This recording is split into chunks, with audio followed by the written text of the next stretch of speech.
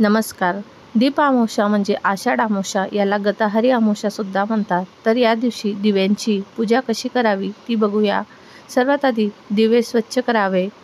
आपल्या घरात जे समई, निरंजन इतर दिवे असतात ते स्वच्छ करून घ्या. त्यानंतर पुसून घ्या. ज्या ठिकाणी आपल्याला दिव्यांची पूजा करायची आहे ती जागा स्वच्छ करून घ्या.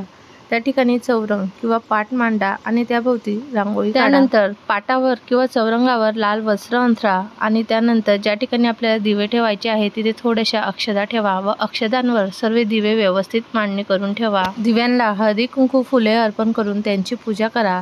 दिव्यांना नैवेद्य दाखवा. तसेच जे गोड कणकीचे दिवे किंवा पुरणाचे दिवे केलेले आहे ते सुद्धा ठेवा, त्यांची सुद्धा पूजा करा. तसेच दूध साखरेचा नैवेद्य दाखवा. दिवे प्रज्वलित करून शुभम करोती कल्याणम मंत्राचा जप करावा किंवा पुढील मंत्राचा जप करावा. आपल्या आयुष्यातील सर्व अंधार दूर होऊन आयुष्य उजळावे अशी प्रार्थना करावी.